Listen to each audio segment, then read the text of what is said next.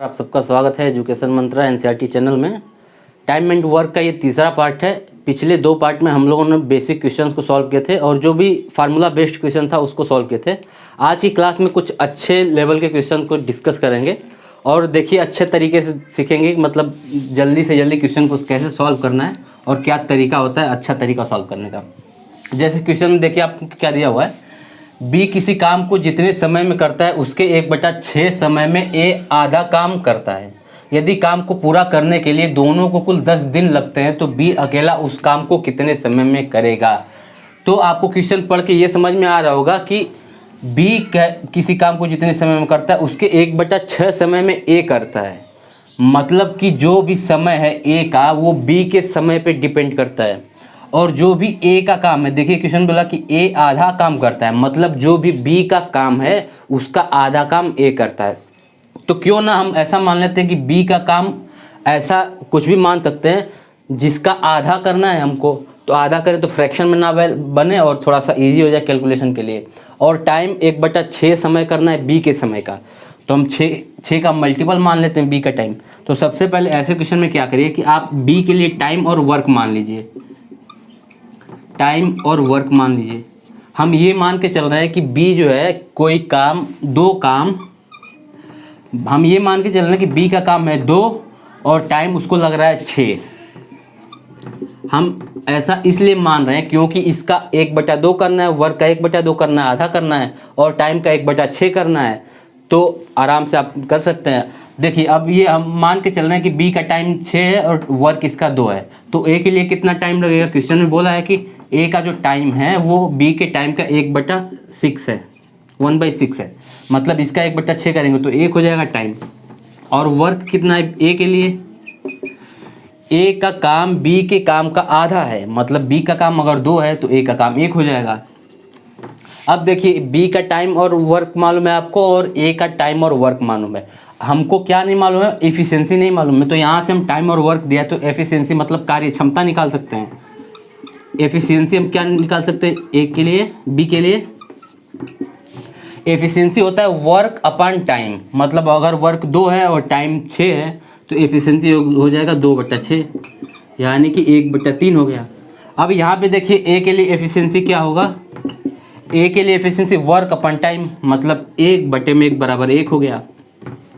हम ये कह सकते हैं कि बी और ए का जो एफिशिएंसी का रेशियो है वो 1/3:1 का रेशियो है। तो इसको हम अगर रेशियो, कार्य क्षमता का रेशियो हम निकालें तो ये हम ये कह सकते हैं कि 1:3 है। अब देखिए बी की अगर कार्य क्षमता 1 है तो ए की कार्य क्षमता 3 है। ए और बी के जो कार्य क्षमता का रेशियो आ गया, आपको मिल गया 3:1। यही चीज़ आपको ध्यान देनी है कि कैसे भी करके हमको क्वेश्चन में जो दिया रहता है कार्य क्षमता निकालते हैं, एफिशिएंसी निकालते हैं। यहाँ पे हमने क्या किया, क्वेश्चन के अकॉर्डिंग हमने ये मान लिया कि बी के लिए टाइम 6 है, वर्क 2 है, और क्वेश्चन में दिया है कि ए का जो टाइम है वो बी के टाइम का 1/6 है, तो 1/6 की है तो टाइम 1 आ गया, और वर्क इसका आधा है तो वर्क हो गया 1। अब टाइम और वर्क मिल गया तो एफिशिएंसी वर्क अपॉन टाइम, तो यहाँ से हम एफिशिएंसी बी के लिए निकाल लिए और ए के लिए एफिशिएंसी मतलब कार्य क्षमता निकाल लिए, 1 यहाँ पे आ गया। और ए और बी का जो एफिशिएंसी का रेशियो है, ये कार्य क्षमता का रेशियो है, ये आपको मिल गया। ए और बी का कार्य क्षमता का रेशियो 3:1 में आ गया। अब क्वेश्चन को आराम से सॉल्व कर सकते हैं। क्वेश्चन में क्या बोला है कि यदि काम को पूरा करने के लिए दोनों को कुल 10 दिन लगते हैं, मतलब ए की कार्य क्षमता है 3, बी की कार्य क्षमता है 1, अगर दोनों को एक साथ मिला दिया जाए तो टोटल ए और बी की कार्य क्षमता हो जाएगी 3 और 1 4।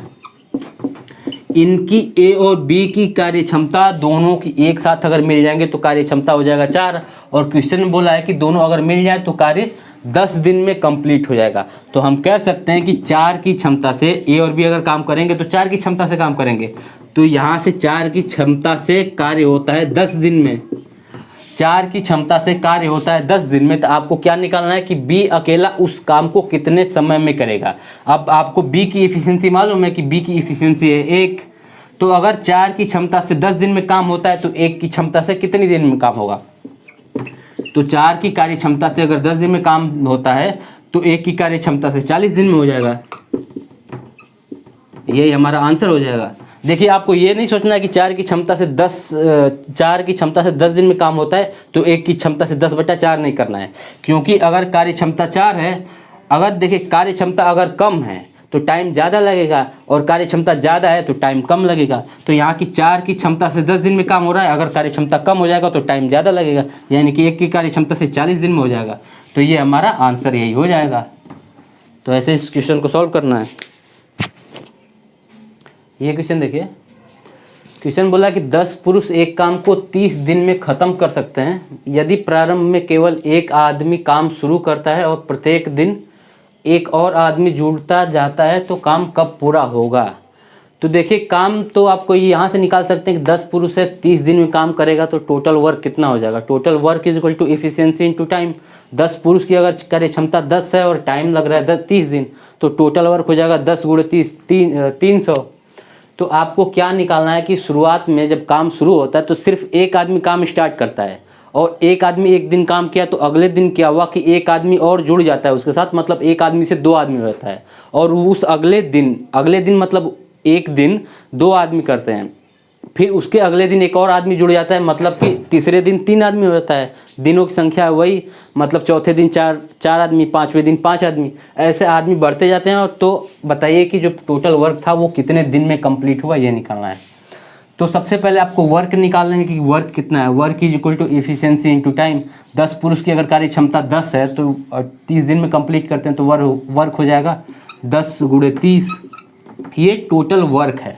अब इसी टोटल वर्क को शुरुआत में क्या हुआ कि एक आदमी करता है, तो शुरुआत में अगर एक आदमी काम करता है उसकी कार्य क्षमता 1 है तो हम कह सकते हैं कि एक आदमी कार्य क्षमता 1 है और एक दिन करता है तो 1 × 1 इतना काम पहले दिन होगा। फिर दूसरे दिन क्या हुआ, दूसरे दिन एक आदमी और आके जुड़ जाता है, मतलब एक आदमी शुरू में काम स्टार्ट किया था करना, उसके साथ एक आदमी और जुड़ जाता है तो टोटल आदमी हो गए 2। अब अगले दिन क्या हुआ, 2 आदमी एक दिन मतलब अगले दिन काम करते हैं तो अगले दिन 2 के हिसाब से 2 × 1 काम हो जाएगा।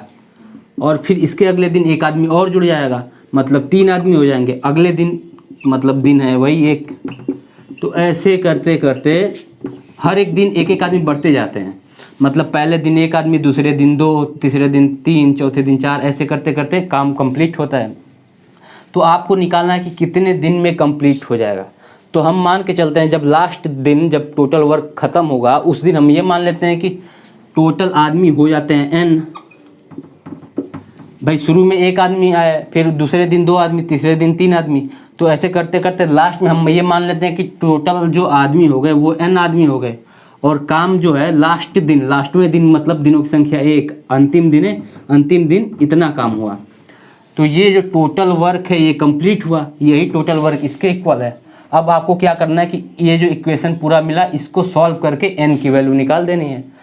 तो यहाँ से हम कह सकते हैं कि ये हो गया 300, अब ये हो गया 1 + 2 + 3 + ... ये कितना हो जाएगा n। अब आपको ये फार्मूला पता होगा कि नेचुरल नंबर का जो n+1/2, ये 300 हो गया। अब इसको सॉल्व करना है बस, n+1 = ये हो जाएगा 600। अब या तो इसको क्वाड्रेटिक इक्वेशन बनेगा, इसको सॉल्व करके n की वैल्यू निकाल लीजिए, या तो ऑप्शन से n की ऐसी वैल्यू यहाँ पे रखिए कि जिसमें n और n+1 का गुणा करने पर 600 मिलेगा। तो अगर ये 25 है, 25 को आप ऐसे चेक कर सकते हैं कि 25 × n+1 मतलब 25 × 26, 25 में 26 का गुणा करेंगे तो 600 मिलेगा, नहीं मिलेगा, तो ये ऑप्शन नहीं होगा। अगर 30 है, 30 में 31 का गुणा करेंगे तब भी 600 नहीं मिलेगा। 32 में 33 का गुणा करेंगे ये भी नहीं होगा। 24 में 25 का गुणा करेंगे तो ये 600 मिल जाएगा, मतलब ये n हो जाएगा। आपको क्या निकालना था कि काम कब पूरा हो जाएगा, मतलब n की वैल्यू आ गई आपके पास, n की वैल्यू आ गई 24, तो 24 डेज में काम कंप्लीट हो जाएगा। ये क्वेश्चन देखिए, क्वेश्चन बोला है कुछ आदमी एक काम को 12 दिन में कर सकते हैं, उससे 2 गुना आदमी आधे काम को कितने दिन में पूरा करेंगे। मैंने आपको एक फार्मूला बताया था अमाउंट D1/W1 = M2D2/W2, तो उससे आप डायरेक्ट फार्मूला में सीधे सीधे बिना कुछ सोचे आराम से रख के तुरंत करें। या फिर दूसरा तरीका यह है कि आप सीधे सीधे ये सोच सकते हैं कि कुछ आदमी काम को 12 दिन में करते हैं और बोला कि उससे दोगुना आदमी, अगर आदमी कुछ आदमी जितने भी आदमी पता नहीं है 12 दिन में कंप्लीट करते हैं, तो सीधे अगर आदमी डबल हो जाएंगे तो काम जो है जो टाइम लगता था उसका आधा हो जाएगा। मतलब कुछ आदमी 12 दिन में करते हैं, उसका डबल आदमी आ जाएंगे तो 12 दिन में जो काम होता है वो सीधे सीधे 6 दिन में हो जाएगा। तो 12 दिन से सीधा सीधा काम 6 दिन में होगा। लेकिन ये भी आपको निकालना है कि आदमी तो डबल हो गए लेकिन काम भी आधा हो गया, मतलब काम आधा होगा तो टाइम और भी आधा हो जाएगा। तो 12 से 6 होगा और 6 से काम अगर आधा है तो 6 का भी आधा हो जाएगा, 3 हो जाएगा, मतलब टोटल 3 दिन में काम कंप्लीट हो जाएगा। या फिर आप फार्मूला से रखना चाहें तो फार्मूला रख सकते हैं। ये मान के चलते हैं कि M1 है, मैन की संख्या M1 ही है, D1 12 दिन में कंप्लीट करते हैं और वर्क कितना है वर्क भी पता नहीं है तो इसको हम W1 ही मान लेते हैं। M2 आपको दिया है कि दोगुना आदमी, मतलब अगर M1 है तो इसका दोगुना 2M1। आपको टाइम ही निकालना है, मतलब D2 निकालना है और W2 मतलब ये आधे काम को, W2 इक्वल टू W1/2, मतलब जो पहले वर्क था W1 इसका आधा। तो ये W1 से W1 कैंसिल हो जाएगा, M1 से M1 कैंसिल हो जाएगा और D2 इक्वल टू कितना हो जाएगा, देखिए 12 गुणे ये 1/2 है और ये ऊपर 2 है, मतलब ये नीचे आके 2 से डिवाइड हो जाएगा। तो 12 में 4 से भाग करेंगे तो ये 3 आ जाएगा। सीधा सीधा ऐसे रख सकते हैं। अब मैंने आपको ये फार्मूला बताया था, मैंने क्वेश्चन के हिसाब से आपको ये फार्मूला बता दिया था, लेकिन आपको क्या फार्मूला याद रखना है। फार्मूला आप एक देखिए, इसको आपको ये ध्यान रखना है, M1 D1 H1 upon W1 R1 is equal to M2 D2 H2 upon W2 R2। यहाँ पे क्या है, M1 पुरुष या महिलाओं की संख्या है, D1 दिनों की संख्या है, H1 घंटे की संख्या है, W1 वर्क है, R1 क्या है, R1 ये रुपए है, रुपए पैसे की जहाँ भी बात आए क्वेश्चन में वेजेस की बात आती है तो वहाँ पे R1 हम रुपए पैसे या फिर वेतन जो भी होता है ये R1 की जगह पे R1 R2 के ये रखते हैं। एक चीज़ आप इसमें ये ऐड कर सकते हैं, इफ़िशियंसी भी ऐड कर सकते हैं, ऊपर इफ़िशियंसी होता है इंटू E1। ये फार्मूला आप रखिए, ये यूनिवर्सल फार्मूला आप ऐसे क्वेश्चन में आराम से लगा सकते हैं। E1 क्या है, E1 जो है इफ़िशियंसी है, E2 इफ़िशियंसी है, मतलब ये कार्य क्षमता है।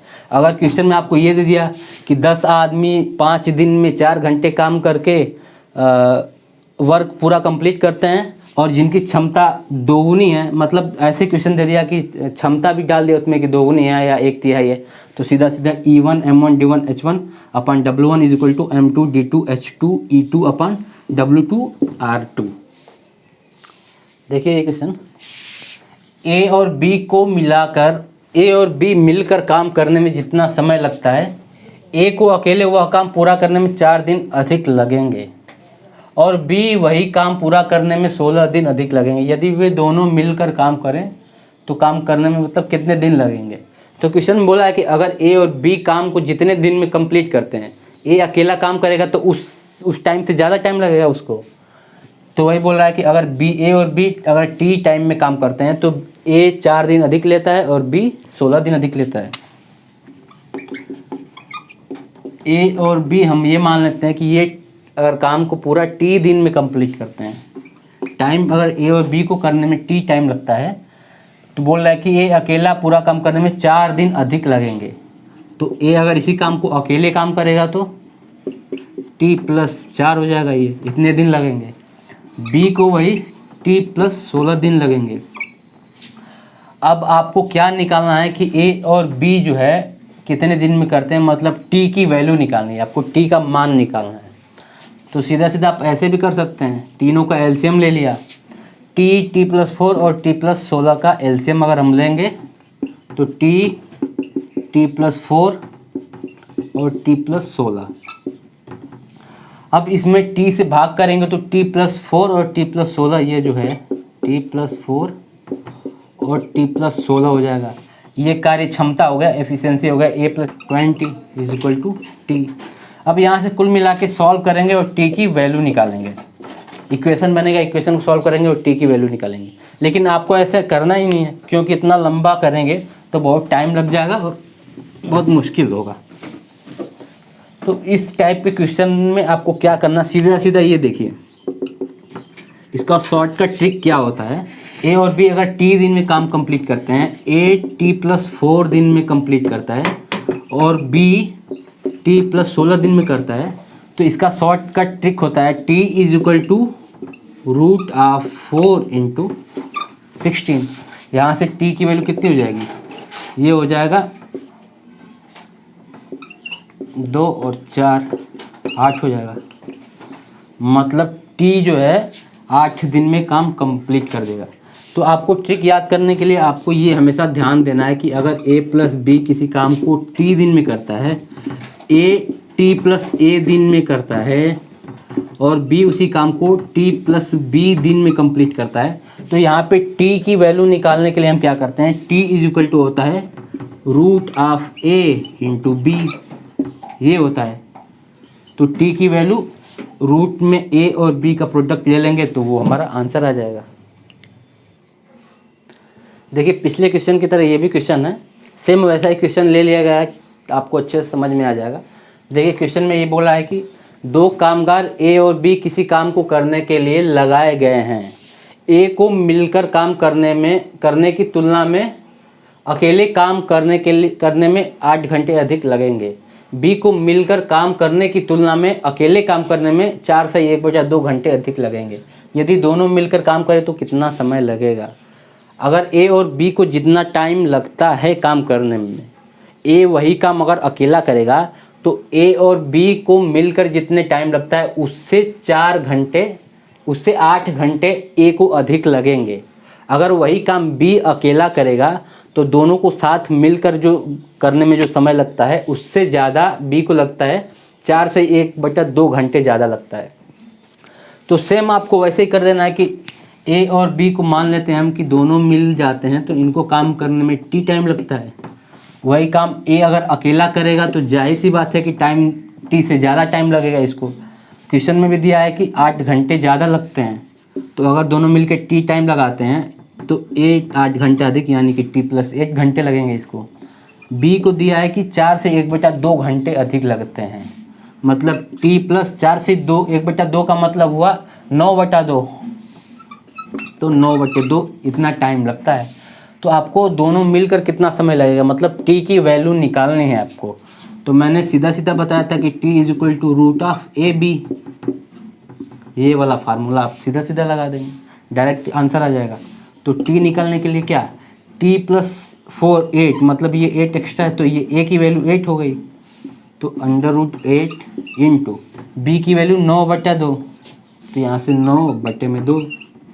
अब t की वैल्यू कितनी आ जाएगी, 2 से ये कैंसिल हो जाएगा 4, मतलब 4, यहाँ से हम ये लिख सकते हैं कि 4 × 9, 9 चौको 36, रूट में 36 मतलब 6, तो t = कितना आ गया, ये 6 आ गया। दोनों को मिलकर टाइम लगेगा 6 घंटे लगेंगे दोनों को, यही आंसर हो जाएगा।